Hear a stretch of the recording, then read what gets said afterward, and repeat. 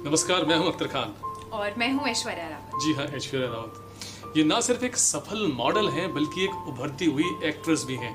Femina miss India से लेकर star plus तक का सफर इनका बहुत शानदार रहा।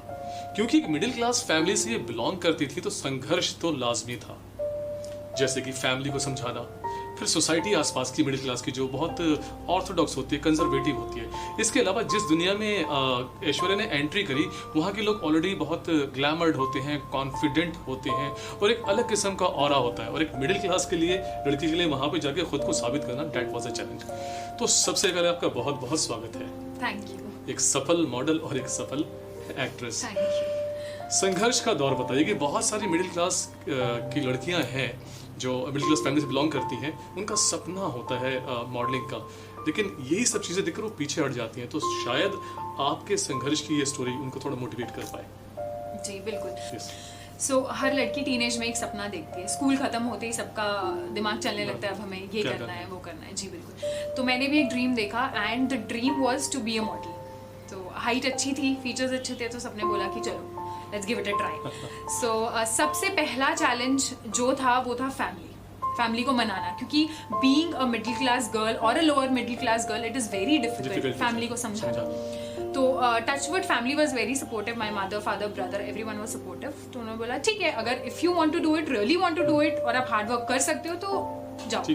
बाकी फिर आते हैं रिलेटिव्स, अड़ोसी पड़ोसी, जो आपकी फैमिली को, अगर फैमिली सपोर्टिव भी है तो भी ज़बरदस्ती उनको पीछे खींचते हैं कि नहीं ऐसी जगह जा भेज रहे हैं, फील्ड अच्छा नहीं है, कुछ गलत हो सकता है, आप थोड़ा ख्याल रखिए।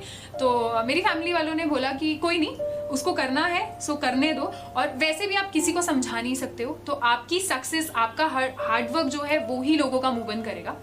तो फैमिली सपोर्टिव होनी चाहिए और बाकी रिलेटिव्स वगैरह सब समझ जाते हैं वक्त के साथ साथ। तो वहाँ से ये चैलेंजेस थे। बहुत हार्ड होता है एक ऐसे फील्ड में जाना जहाँ पे आपका कोई नोन नहीं है, आपके लिंक्स कॉन्टैक्ट्स नहीं है, ऑलरेडी बहुत ग्लैमरस फील्ड है, बहुत टैलेंटेड लोग हैं, तो एक ग्राउंड लेवल से उठ के उस लेवल पे पहुँचना एक खुद में एक बहुत बड़ा स्ट्रगल है। बिल्कुल, खुद में एक बहुत बड़ा स्ट्रगल है। तो ऐश्वर्या, सबसे पहले तो आपने क्या क्या खिताब जीते हैं, क्या क्या आपके एक्कलवेट्स रहे हैं, ठीक है, क्या टाइटल जीते हैं, थोड़ा वो बताएं।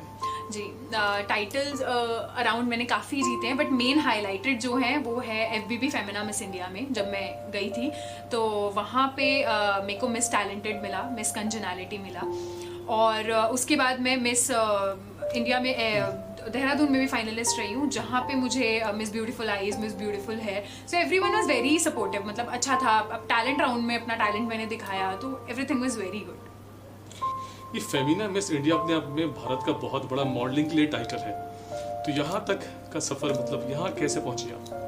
जी, सो बिल्कुल रैंडम ऑडिशन था, कोई पोर्टफोलियो नहीं। लोग कहते हैं पोर्टफोलियो इज़ वेरी इंपॉर्टेंट, आपको खिंचाना पड़ेगा, ऐसा कुछ नहीं है। क्योंकि पोर्टफोलियो आपको कराने में at least you need 50-60,000, a good amount. तो हर किसी के, एक मिडिल क्लास और लोअर मिडिल क्लास वालों के पेरेंट्स ऐसे निकाल के आपको 50-60,000 नहीं दे सकते। बिल्कुल।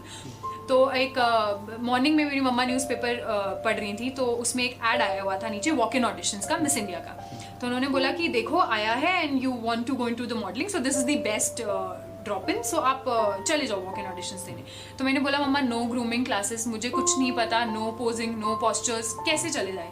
तो उन्होंने बोला कि कोई नहीं, जाके देखो, नहीं होगा तो क्या हो गया, एक एक्सपीरियंस तो होगा कम से कम। सो मैंने स्टफ कलेक्ट किया, मैं गई वॉक इन ऑडिशंस के लिए। 3 राउंड वहाँ पे होते हैं, तीनों राउंड मैंने क्लियर करे। उसके बाद जब मैंने बाहर आके अपनी मम्मी को बोला कि mumma I am done, I am going to Mumbai, तो उन्होंने बोला कि देखो मैंने तुम्हें बोला था let's give it a try. बिना ट्राई करे, बिना अपना पोटेंशियल शो करे, यू कांट जज योरसेल्फ कि नहीं हम नहीं कर सकते। यहाँ पे मुझे ऐश्वर्या एक बात समझ में आती है कि कोई बहुत ज़रूरी नहीं है कि आप अपना पोर्टफोलियो बनवाएं, 20-30-50 हज़ार रुपये खर्चे।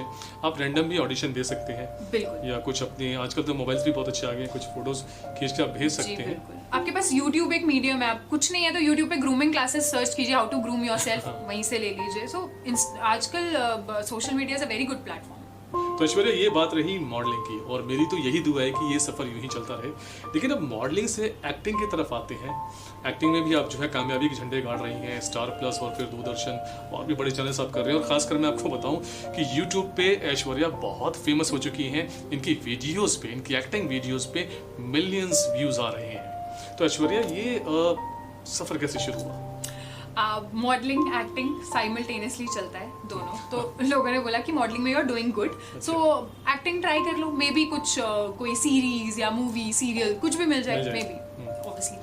तो उन्होंने तो मैंने सोचा, मैंने कहा चलो ट्राई करते हैं। स्टार्टिंग में वही था, ऑडिशंस दिए, रिजेक्शन, कुछ नहीं हुआ। सो मैंने सोचा थोड़ा मे बी एक्टिंग सीख ली जाए, क्योंकि acting is all about expressions and everything.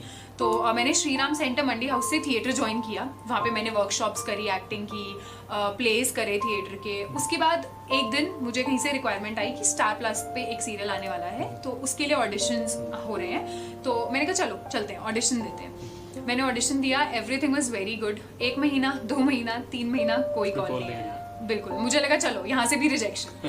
तो उसके बाद एक दिन रैंडमली रात को 4 बजे मेरा फ़ोन बजा एंड वो प्रोडक्शन हाउस से कॉल था। तो उन्होंने बोला कल मॉर्निंग में 10 o'clock is your call time and be there and take your stuff.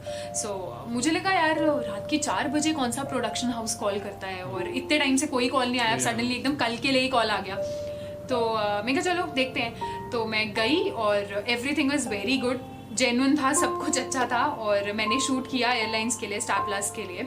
बहुत अच्छा एक्सपीरियंस था। वहाँ जाके मुझे ऐसा फील हुआ कि मेरे आगे के भी रास्ते खुले, क्योंकि पूरी प्रोडक्शन टीम होती है, एडीज होते हैं, कास्टिंग डायरेक्टर्स होते हैं। तो वहाँ जाके उन्होंने देखा कि I have the good work, तो उन्होंने आगे भी मेरे को रिकमेंड किया, काफ़ी जगह ऑडिशंस का बताया, मैंने ऑडिशंस दिए। तो एवरीथिंग वाज वेरी गुड। उसके बाद डीडी राजस्थान, डीडी नेशनल, काफ़ी जगह मैंने किया। और यूट्यूब, आजकल तो YouTube is in the trending, क्योंकि आजकल देख रहे हैं आप सब, क्योंकि हर किसी के लिए उस लेवल पे पहुंचना इज नॉट पॉसिबल। तो लोग सोचते हैं चलो यूट्यूब से वीडियो बना के ही स्टार्ट करके देखते हैं, मे बी हम खुद ही उस प्लेटफॉर्म पे पहुंच जाएं। तो यूट्यूब पे तो बहुत अच्छे मिलियन में आजकल वीडियोस पे व्यूज आ रहे हैं, it's in very trending. So YouTube अब मैं कर रही हूँ और वीडियोस पे अच्छे व्यूज हैं, टच वुड, सब कुछ अच्छा चल रहा है। होपफुली आगे भी ऐसा ही चलता रहे। इंशाल्लाह हम दुआ करते हैं कि सब अच्छा ही चले। एक बात और आती है कि जब एक्टिंग के लिए जब शुरू में रिजेक्शंस हुए तो आपने कोई ट्रेनिंग वगैरह भी ली, कोई ग्रूमिंग क्लासेस वगैरह भी की थी आपने? जी, एक्टिंग के लिए एक्टिंग सीखना इज़ वेरी इंपॉर्टेंट। मॉडलिंग में फिर भी आप थोड़ा सा कर सकते हैं, बट हाँ एक्टिंग में यू नीड मेंटर्स। तो एक्टिंग मैंने सीखी श्रीराम सेंटर मंडी हाउस से। और थिएटर इज़ दी बेस। अगर आपने थिएटर सीख लिया तो आपके लिए इमोशंस, आपकी जो वॉइस मॉड्यूलेशंस है, काफ़ी कुछ चीज़ें सुधर जाती हैं। तो बिल्कुल थिएटर, अगर किसी का एक्टिंग में इंटरेस्ट है तो बिल्कुल आप थिएटर सीख के देखिए, आपको जो भी बेस्ट लगता है जाइए, सीखिए, और it's a very good opportunity. एक सवाल मेरा मॉडलिंग को लेकर रह गया था कि जाहिर सी बात है कि शुरू में ही तो आपको जो है थाली में सजा के अपॉर्चुनिटीज़ तो मिली नहीं होंगी।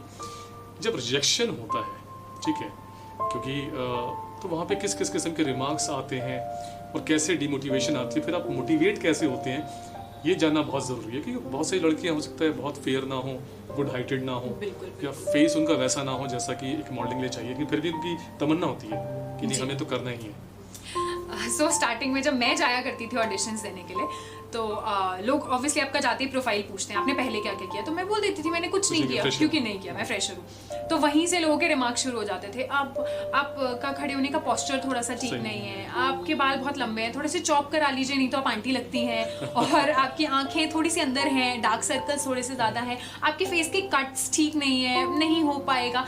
तो ये चीज़ें मैटर करती हैं, डेफिनेटली ये मैटर करती हैं, लेकिन इन चीज़ों से डीमोटिवेट हो जाना तो बिल्कुल भी कहीं से भी जायज़ नहीं होगा। सो आप मेहनत कीजिए। आजकल कितनी एक्सरसाइजेज, योगा, जिम, बहुत सी चीज़ें आप अपने आप को बिल्कुल ग्रूम कर सकते हैं। और कलर, जो लोग बोलते हैं कि काली मॉडल नहीं होती, हमें फेयर चाहिए, ये तो बहुत ही बड़ा मिसकंसेप्शन है। मॉडल काली हो सकती है, कोई इसमें कोई कलर हो सकता है, इसमें क्या फ़र्क पड़ता है। तो डीमोटिवेट नहीं होना है बिल्कुल भी। जहाँ आप डीमोटिवेट हुए वहाँ आपका ग्राफ ड्रैग होता जाएगा। बिल्कुल, कोशिश करने वालों को कभी हार नहीं होती है। तो ऐश्वर्या, चलते चलते जो लड़कियां मिडिल क्लास से हैं, लोअर मिडिल क्लास से हैं, उनका सपना है एक सफल मॉडल बनने का और एक्ट्रेस बनने का, तो आप उनको क्या सलाह देंगी? किस तरीके से वो अप्रोच करें, पोर्टफोलियो बनाएं कि ना बनाएं, और ऑडिशंस में कैसे जाएं, किस बात का ध्यान रखें, ये एक बार प्लीज बताएं। देखिए, पोर्टफोलियो बनाना अगर आप बना सकते हैं, if you can afford it, तो बहुत अच्छी बात है, आप बिल्कुल बनाइए। नहीं तो आजकल इतने स्मार्टफोन्स आ गए हैं, आप एक स्मार्टफोन से पोर्ट्रेट मोड में भी फोटो ले लेते हैं तो, और थोड़ी सी एडिटिंग खुद कर लेते हैं तो वो भी आते हैं. Basically it's about your talent, it's about your hard work, it's about your potential. So portfolio is not very important. करा सकते हैं, कराइए, नहीं तो आजकल कोलैबोरेशन शूट्स भी बहुत ज्यादा होते हैं. तो फोटोग्राफर, मेकअप आर्टिस्ट सब होते हैं. आप लोगों से बात कीजिए, आप अच्छे लिंक्स कॉन्टैक्ट्स बनाइए. और मेन बात है कि हमारे फील्ड में आपको बहुत ज़्यादा फेक लोग मिलते हैं, तो थोड़ा सा ध्यान रखिए, थोड़े से अटेंटिव रहिए. आपके जो भी इस फील्ड में फ्रेंड्स हैं या आप किसी को जानते हैं, एक बार उनसे बात कीजिए. बात करना भी इम्पोर्टेंट है. बात कीजिए, कोशिश कीजिए, उनको बताइए कि ऐसे ऐसे जगह ऑडिशन है एंड हम जाने की कोशिश कर रहे हैं, तो क्या वो जेन्युइन है. तो अटेंटिव रहना बहुत इंपॉर्टेंट है, क्योंकि आजकल गर्ल्स के लिए तो आपको पता ही है क्या माहौल चल रहा है. सो फेक लोगों से थोड़ा बच के रहिए, थोड़ी जेन्युइननेस पे ध्यान दीजिए. बाकी अपना हार्डवर्क और अपना पोटेंशियल रखिए, तो कुछ भी डिफिकल्ट नहीं है. जब हम ऑडिशन स्पॉट पे जाते हैं तो आप कैसे अंदाजा लगाती हैं कि ये फेक है या नहीं है?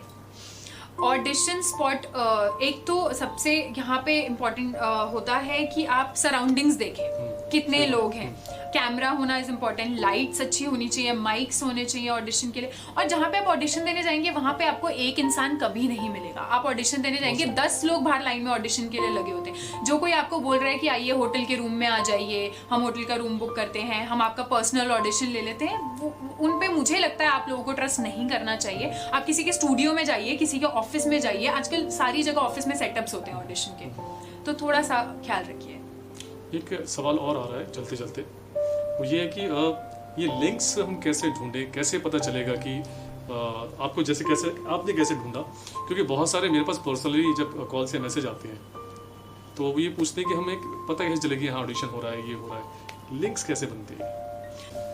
और एक बात मैं और बहुत इंपॉर्टेंटली कहना चाहती हूँ कि कॉमनर्स के दिमाग में सबसे पहला क्वेश्चन ये आता है कि स्टार्ट कहाँ से करें. तो आजकल तो आप देखिए सोशल मीडिया कितना अच्छा प्लेटफॉर्म है. आप इंस्टाग्राम ले लीजिए, फेसबुक ले लीजिए, व्हाट्सएप ले लीजिए, अपने फ्रेंड्स ले लीजिए. आप बात कीजिए लोगों से जो ऑलरेडी इस फील्ड में हैं, जो आपको अच्छा गाइड कर सकते हैं. तो आप बात कीजिए. बाकी जानना पहचानना तो आपके ऊपर है, थोड़ी जेन्युइननेस पे ध्यान रखिए. बाकी रास्ते खुलते हैं. अगर if you really want to work तो काम की कमी नहीं है. बिल्कुल सही बात है. काम की कमी तो वाकई में काम की कमी तो बिल्कुल नहीं है. जब ऐश्वर्या प्रूव कर सकती है एक मिडिल क्लास फैमिली की लड़की होकर, तो आप भी प्रूव कर सकते हैं. मैं सही कह रहा हूँ ना? बिल्कुल. तो बस आज के एपिसोड में इतना ही. अगली बार जब हम ऐश्वर्या को यहाँ बुलाएंगे तो मॉडलिंग में मिडिल क्लास लड़की को कैसे ग्रूम होना चाहिए, इन सभी चीज़ों के लिए, इसके बारे में हम चर्चा करेंगे. तब तक के लिए बाय बाय.